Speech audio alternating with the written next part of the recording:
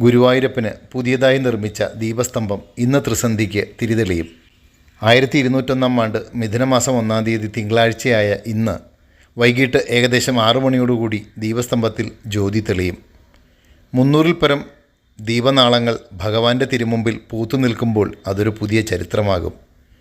പാലാഴി മദനത്തെ അനുസ്മരിപ്പിക്കുമാറ് കൂർമ്മം താങ്ങി നിൽക്കുന്ന മന്ദരപർവ്വതം പോലെ ദീപനാളങ്ങളിൽ ജ്വലിച്ച് പുതിയ ദീപസ്തംഭം കർത്തവ്യം ആരംഭിക്കും. ഏകദേശം 120 വർഷത്തോളം ഭഗവാന്റെ മുന്നിൽ ദീപാവലി പ്രഭയോടെ ഭഗവാനെ കൈകൂപ്പി നിന്ന ദീപസ്തംഭം കഴിഞ്ഞ മേടത്തിലാണ് പുതിയ ദീപസ്തംഭം സ്ഥാപിക്കുന്നതിനായി മാറ്റിയത്.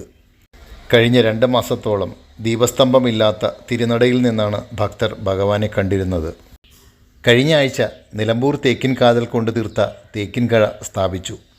പിന്നെ യന്ത്രങ്ങളുടെ സഹായത്തോടെ ദീപസ്തംഭത്തിൻ്റെ ഓരോ തട്ടുകളും അതിലേക്ക് ഇറക്കി 13 തട്ടുകൾ തന്നെയാണ് പുതിയ വിളക്കിനും ഉള്ളത്.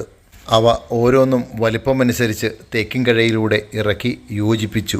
ജൂൺ 12-ന് തന്നെ ദീപസ്തംഭത്തിൻ്റെ പണി തീർത്തിരുന്നു. ഏറ്റവും മുകളിലായി ഭഗവാന്റെ വാഹനമായ ഗരുഡനെയും സ്ഥാപിച്ചു. ഇന്ന് മീനം 1 തിങ്കളാഴ്ച മകയിരം നക്ഷത്രവും പ്രഥമ തിഥിയും ഒത്തുചേരുന്ന ശുഭസന്ധ്യയിൽ പുതിയ ദീപസ്തംഭത്തിന് ജ്യോതി തെളിയും. ഇനി മുതൽ ഭഗവാന്റെ മുന്നിൽ ദീപപ്രഭയോടെ ജ്വലിച്ച് പൂത്തുനിൽക്കും. സർവം കൃഷ്ണാർപ്പണമസ്തു.